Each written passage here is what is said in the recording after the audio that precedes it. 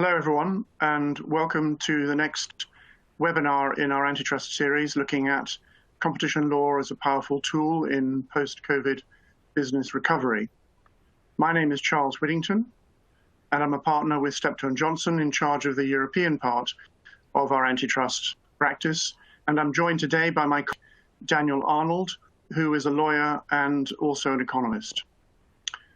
For the agenda today, we're going to be looking at the definition of markets and the consultation which has been begun by the European Commission as part of its updating of the market definitions guidelines, which date from 1997. This is a timely exercise, partly because it is overdue after 20 years, and as it comes at a time when the Commission is examining digital markets as part of its digital economy strategy. Which we will pick up later in this talk. So in this talk, we are going to begin by explaining what the guidelines themselves are about and why they're important. And then we'll look at the current EU evaluation exercise and why it is important for businesses. We look at current challenges with market definition, digital markets and globalization. And lastly, we can't leave the topic without considering COVID-19 and impacts on the market and potential opportunities for businesses. So the European Commission notice and the guidelines themselves. Assessing a company's position in a market can be complicated, but in Europe it's very important because businesses must self-assess their own competitive position. They can't notify and receive exemption, either from the European Commission or from national competition authorities. There are a number of safe harbor block exemption regulations created by the European Commission over time, such as the verticals block exemption, the research and development block exemption, the specialization agreements one, technology transfer block exemption, but each of these has a market share cap, which businesses must be aware of and must self-police. So in order to carry out this exercise, you must assess three separate elements of the market in which you operate. The first is the product market, the second is the geographic market, and the third, if you like, is the temporal market. The exercise is to identify the boundaries of competition which exist between firms, and defining the product and geographic dimensions is often key to establishing whether or not there's a competition problem to be addressed. The relevant product market comprises all those products or services which consumers would regard as substantially substitutable by reason of their price, characteristics, and intended use. The relevant geographic market is the area within which the competition conditions are sufficiently homogeneous for those products or services to compete against each other. The temporal market is the dimension for time period, the time period which is relevant. Some markets operate in different time periods, like peak, off-peak, travel, and seasonal fruits and vegetables. Businesses face constraints, competitive constraints, from a number of different areas. The demand substitution, what will a consumer regard as substitutable, and when will they switch, if they switch at all? For example, from an apple to an orange, or is, for example, vitamin A substitutable for vitamin D? Then there's the supply substitution or potential supply substitution. Are rivals able to switch easily and supply the products in question? This needs practical and empirical evidence. And so with this brief background, I will hand over to Daniel. Thank you, Charles. As Charles stated in the agenda, there are three things I'd like to talk about today. The first is the EU evaluation on market definition. The second is the impact of the rise of the digital economy and globalization on market definition. And the third is the impact of COVID-19 on market definition. So turning to the first of those, the EU evaluation on market definition. This spring, the EU published a roadmap on how it intends to conduct an evaluation on its notice on market definition. The purpose of the evaluation is to gather evidence on the functioning of the market definition notice in order to assess whether the notice is still fit for purpose in light of developments its adoption in 1997. The EU expects that this evaluation to be of interest to and welcomes contributions from people who are likely to be watching this webinar, such as undertakings with business operations in the EU across different sectors of the economy, as well as their trade associations, and consumers and their associations. As such, it will be important for viewers to contribute, as their views may well be considered by the EU in clarifying the position, which will have an effect on the results of many competition cases. The EU wants to focus on two particular developments of the world economy since 1997, the rise of the digital economy and globalization.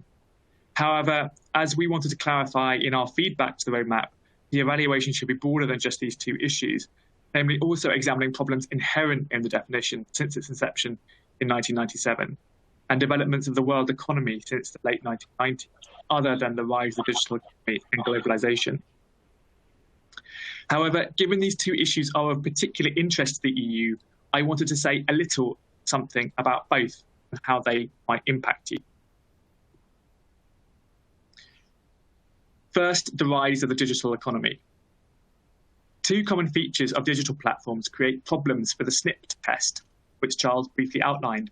The first is the two-sided nature of many platforms. The second is the fact many platforms often charge the consumer a price of zero.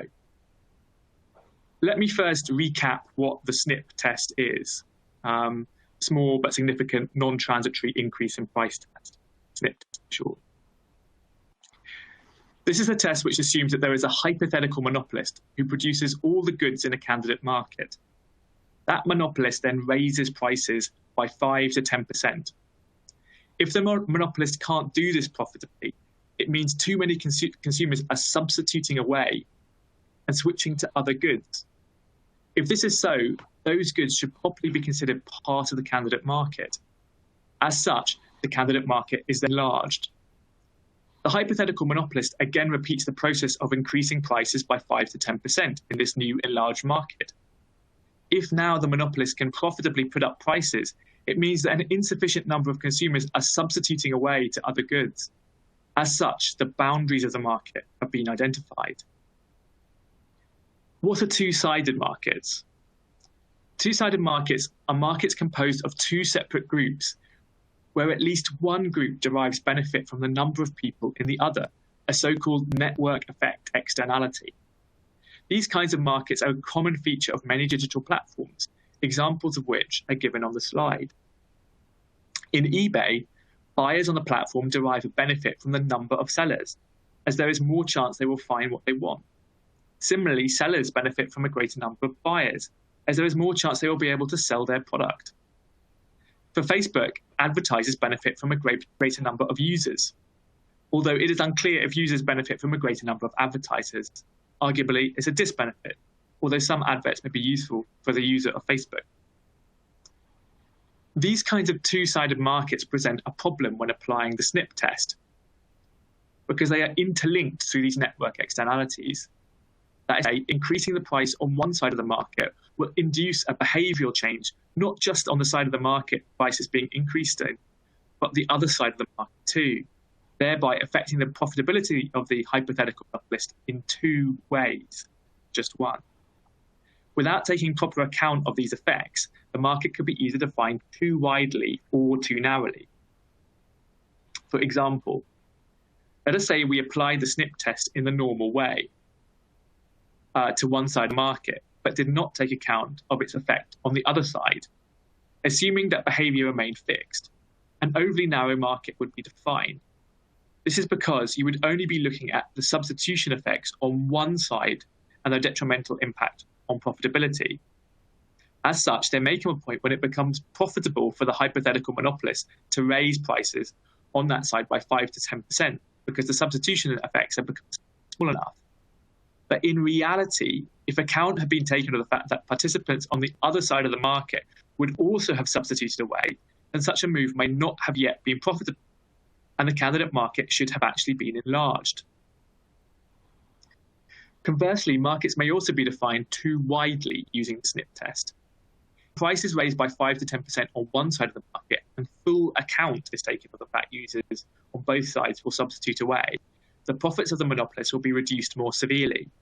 As such, the candidate market will have to be enlarged further.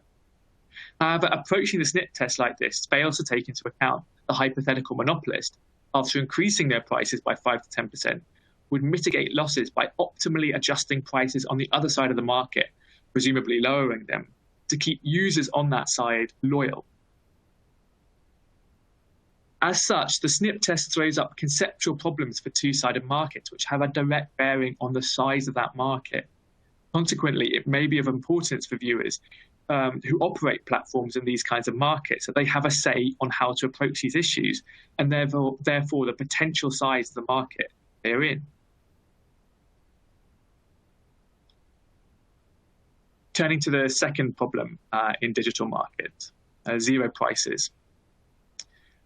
Given that many digital platforms have zero prices, the snip test is inapplicable, as a 5 to 10% increase on zero is still zero. So the effects of a price increase on substitutability cannot be demonstrated. Various solutions to this have been proposed. The first is the small but significant non-transitory decrease in quality test, sometimes known as the SSNDQ test. This means an aspect of the quality of the product would be degraded and the substitution effects observed. This is similar to the snip test. Would it be profitable to decrease quality? If yes, then you have potentially defined your market. However, it's difficult to determine a standard measure of quality across heterogeneous markets, let alone one that would be equivalent to a 5 to 10% price increase. The second solution is to resort to an assessment of service functionalities to see whether two or more goods are close substitutes. However, this too lacks the rigor of a snip test. Again, these are issues the EU evaluation will seek to address and will affect the size of the market. The second big issue that the EU is particularly interested in is globalization. One possible problem is the effect of potential imports from outside the EEA on market definition. For example, operating through the principle of supply substitution, could imports from outside the EEA easily increase in volume to keep down prices should they rise, and thus act as a competitive constraint? If this is indeed the case, ought the geographical areas in which these supplies are located, such as China, be included within the relevant geographical market? Consequently, the supply substitution throws up conceptual problems for the geographical market in a globalized world, which have a direct bearing on the size of the market. Consequently, it may be important for viewers who operate in markets such as these, subject to competition from outside the EEA, to make their views known in the consultation. The final thing I wanted to discuss is how the COVID-19 pandemic will affect market definition. The first and most obvious way is that the shape of market will be different after the pandemic. Insolvencies are likely to shrink a number of markets. Firms which had previously not enjoyed a dominant position may suddenly find that they do, or firms for whom a merger would impose no competitive constraints may discover that it does. Conversely, other markets, such as those for hand sanitizer, may have an influx of new entrants as firms from outside that market or new firms seek to produce in that market. These markets are likely to grow. So it's vital clients remain vigilant about the effects of fast-changing market boundaries. But the pandemic also poses a deeper question to a particular area of focus for the consultation, namely globalization. Although we cannot know what the post-COVID world will look like, it may well be a less globalized world. The pandemic has exposed the fragility of long supply chains and just-in-time delivery. It may also cause a darkening in international relations. The consequences may well be that supply chains which once spanned the planet no longer do, or at least no longer do in such large numbers. This is because many companies may seek to onshore or nearshore production in light of some of the problems thrown up by the pandemic. As such, many of the questions posed by globalization to market definition may lose their urgency, and many others may gain importance. This is all I want to say on the topic, but I'm happy to take questions if Charles has any.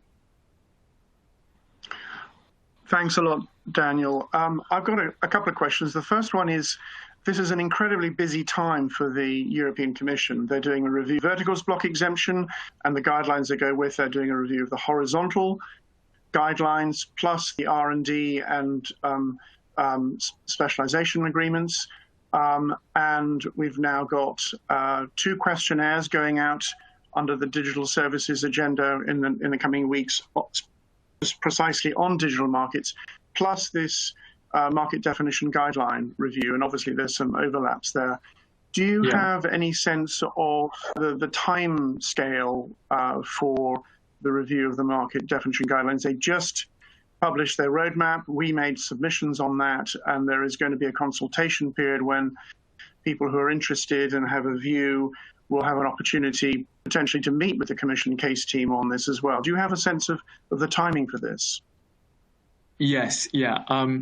Well, the public consultation for this will be launched sometime in the second quarter of 2020, so within the next month. It will last 12 weeks, and you can find it on the EU Central Public Consultation Portal. I think the EU plans to kind of consider the feedback it gets through the consultation, and I think it's aiming to conclude its evaluation by the second quarter of next year, the second quarter of 2021. Okay. The other thing I wanted to touch on, and of course it's within the framework of this series of webinars that we're hosting. How do you think we can't leave the topic without reflecting on COVID-19? How do you think businesses can take advantage of the market definition guidelines as part of a post-COVID world? Yeah. Thanks. That's a really great question. Well, COVID-19 will be a huge market disruptor in many ways we can't anticipate right now. And it will literally change the contours of markets offering both challenges and opportunities in the use of competition law for participants. As I mentioned, one way this will happen is insolvencies may make many markets shrink. Firms, for example, that weren't in a dominant position may find themselves in one. And similarly, firms that could have merged without a substantial lessening of competition may find that it causes problems. So firms need to be vigilant about this. Conversely, markets in many areas may grow because of new entrants or foreign competitions. So firms must always ask themselves, are you facing price competition that you weren't facing before? Or are you facing competition in your territory that you weren't facing before? Finally, state aid and grants may affect competition with your market. And as such, again, it's crucial to ask, have any of your rivals received subsidies which seem unfair? Or are there competitors that are offering rebates or discounts that seem unsupportable? We'd be more than happy to help you answer these questions and see if there are ways that the changing shape of market may pose challenges and opportunities for you. Well, thanks a lot, Dan. This concludes our presentation this week. And thank you very much, everybody, for your attention. And we look forward to seeing you at our next presentation, which will indeed, picking up on Dan's last observation regarding state aid, will be on state aid, which has been a topic which has attracted a lot of press coverage of late as grants have been approved for all sorts of different areas, and we'll be taking a look at that with my partner Simon Hurstbrenner in our next talk. So thank you again. Please, everybody, stay safe, stay healthy, and thank you very much.